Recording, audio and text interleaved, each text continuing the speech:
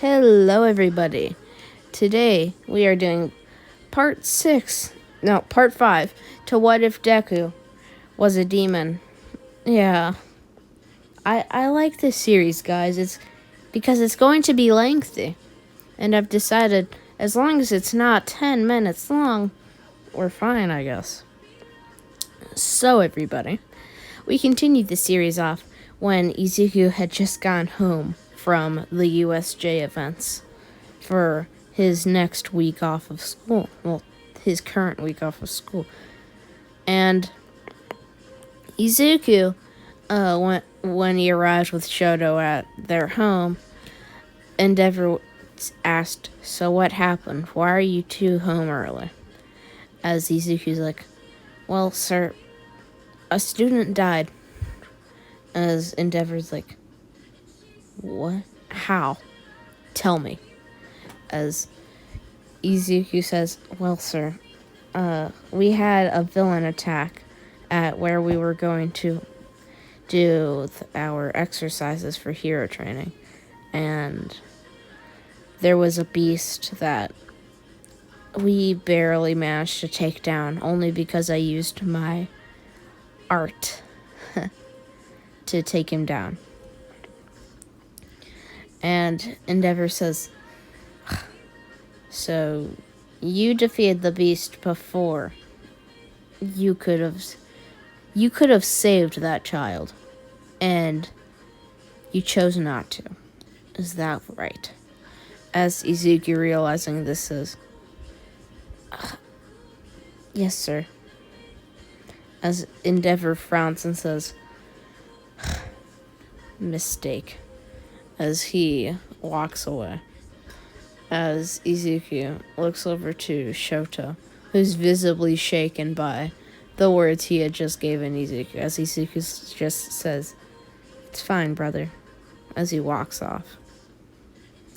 And later that day, when Izuku was writing in his room saying, "I wonder what ways I could use my ability, my art," Endeavor walks by and says, "What art? Useless." As Izuku says, "What? It's beautiful, though. My art." As over that next entire week, he found a new way to use his quirk. When he arrived the next week for hero training, so we're gonna say they arrive at hero training, and Aizawa just lets them into Gym Gamma, and they begin using their abilities. As Izuku says, arrows, as two lines of arrows begin going around his hand, as Izuku gets both of them in place and says, "Direct," as he shoots both of them at a rock, as they go clean through it, and even make it an explosion behind them. As Izuku says, "Perfect," as he takes the arrows back and says, "Okay, let's do this." As he says, "Pattern mode," as the arrows light up with red. As Izuku takes some air from the air and powers it into his eyes. As Izuku says, "Arrows, pattern, speed, go."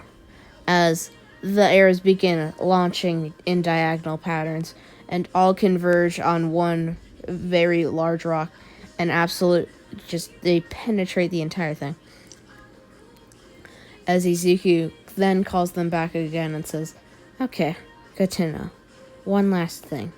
As he makes those arrows into a massive ball, and he then makes his second one.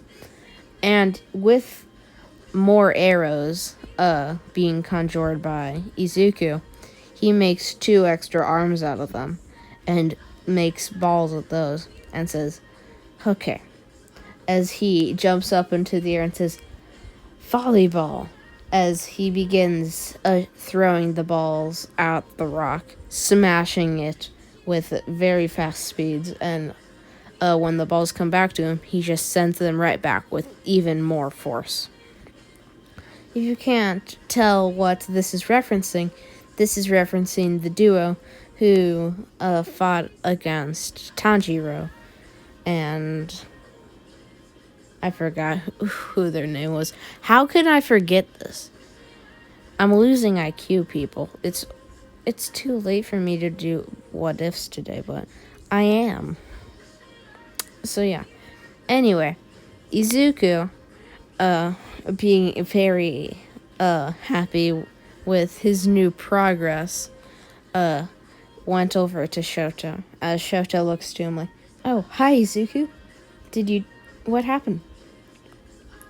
As Izuku says, "Look," as he showed him his volleyball style, as Todoroki is astonished, like, "Amazing. I never thought you could do this." As those words cut deep into Izuku. As Izuku's like, "Oh, yeah, thank you." As he walked away, secretly extremely hurt by the words he had just heard by his once thought friend and brother. As Izuku thinks, what does he mean he never thought that I could do it? I thought he had faith. As Izuku walked down an alleyway towards where the house was and looked up to see a tall kid burning a man alive with blue flames, as Izuku gets flashbacks to his older brother who he adored. His name was Toya Todoroki. He even helped Izuku sometimes with trying to get Shoto back, but they never got Shoto fully out of the training sessions, the abuse from Endeavor. They were kind of like meat shields. Ironic. So Izuku looks over to his long-lost brother and says, "Toya? What? Oh, why?" As Toya looks back and says, "Oh, it's you." "See you, Zuzu," as he walks off. As Izuku just stands there in shock and says, "I'm sorry." And that's all he could decide to say as he walked away. And Davi, hearing this, was quite saddened because he thought, the abuse kept going, did it? That's sad. Even if you got stronger.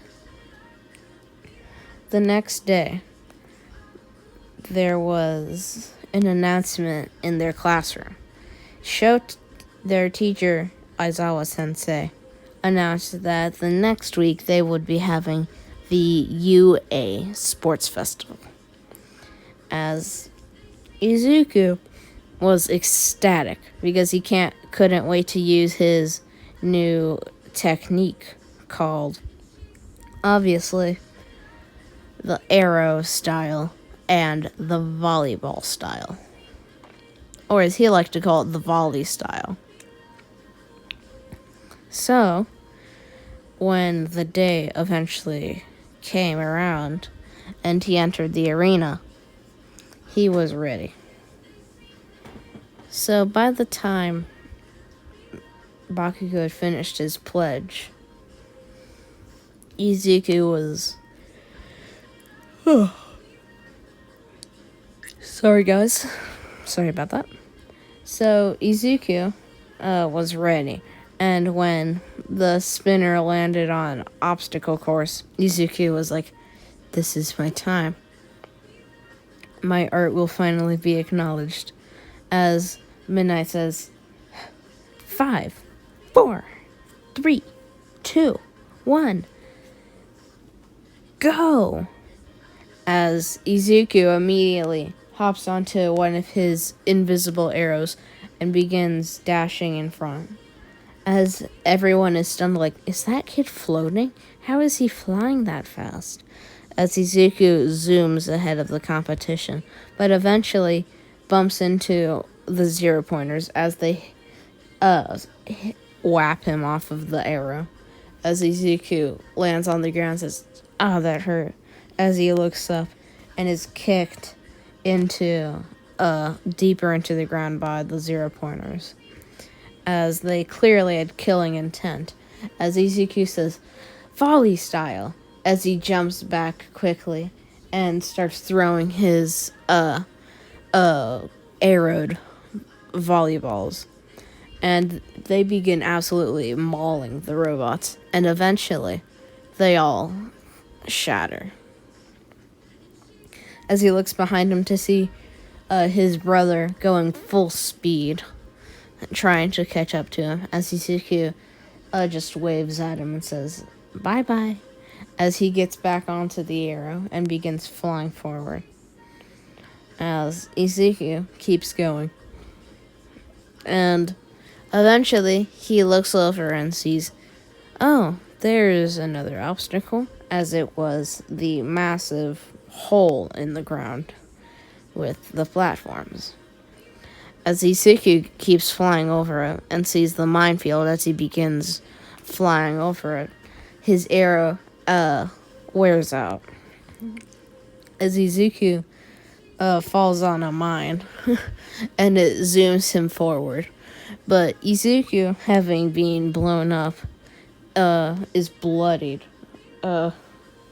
with a little bit of his leg blown off and having a quite big hole on his chest and